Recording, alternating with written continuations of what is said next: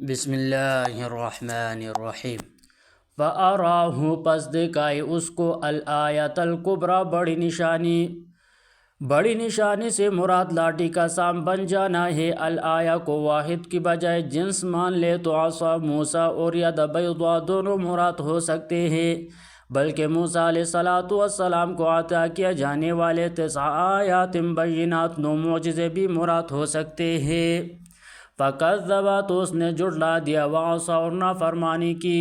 ثُمَّ پھر أَدْبَرَ اس نے پیٹ پھیری، یسعیٰ دوڑتے ہوئے، فَحَشَرَ پھر اس نے اکٹھا کیا، فَنَادَىٰ پھر پکارا، فَقَالَ أَنَا پھر کہا میں رَبُّكُمْ تمہارا رب ہوں، الْأَعْلَىٰ سب سے اعلیٰ سب سے بڑا۔ فَأَخَذَهُ اللَّهُ تو پکڑ لیا اس کو اللہ نے، نَكَالَ الْآخِرَةِ آخرت کی عذاب میں سزا میں، والأولیٰ اور دنیا کے، یعنی آخرت کو آگ میں جلے گا اور دنیا میں غرق ہوا۔ ان فی ذالک یقیناً اس میں لعبرۃ البتہ عبرت ہے، لمن یخشی واسطہ اس کے جو ڈرتا ہو۔ اَأَنتُمْ کیا تم اشد خلقا زیادہ سخت ہو تخلیق میں، ام السماء یا آسمان، بناہا اس نے بنایا اس کو۔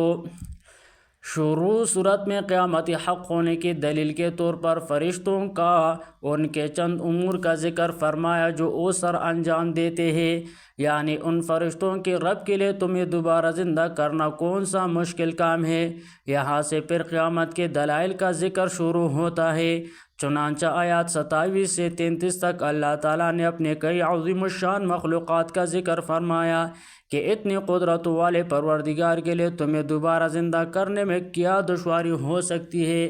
رفع اٹھایا، سمکاہا اس کی بلندی کو، فسواہا پھر درست کر دیا اس کو، وَأَغْطَشَ لَيْلَهَا اور ڈھانک دیا اس کو رات کو، وَأَخْرَجَ ضُحَاهَا اور نکالا اس کی دھوپ کو، اس کے دن کو اگلا پہر، وَالْأَرْضَ بَعْدَ اور زمین کو بعد ذَلِكَ اس کے دحاها اس کو بچا دیا۔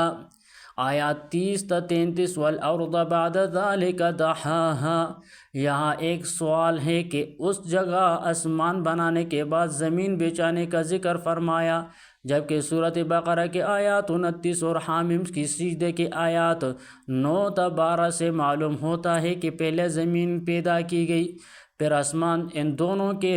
درمیان تبلیغ کیا ہوں گے؟ اہل علم نے اس کے متعدد جواب ذکر فرمایا ہے۔ بعض مفسرین کا کہنا ہے کہ پہلے زمین بنائے پھر آسمان، البتہ زمین کو بچونے، اس کو پانی اور چارہ نکالنے اور اس میں پہاڑ گاڑنے کا کام بعد میں ہوا، گویا زمین کے خلق پیدائش آسمان سے پہلے ہے، البتہ دفن بچونا بعد میں ہے۔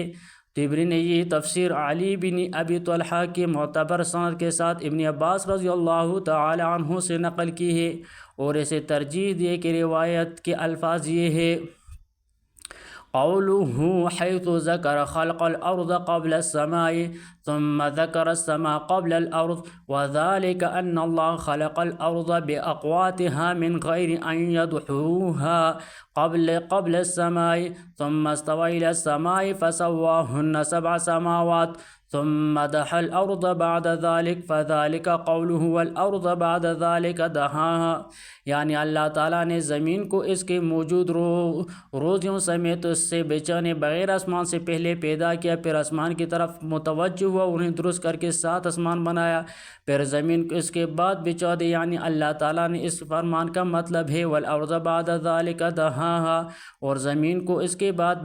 بچا دیا۔ ابن کثیر رحمۃ اللہ علیہ نے فرمایا کہ اللہ تعالیٰ نے والارض بعد ذلك دحاها کی تفسیر کے بعد والی آیات اخرج منها ماءها ومرعاها کے ساتھ فرمایا ہے۔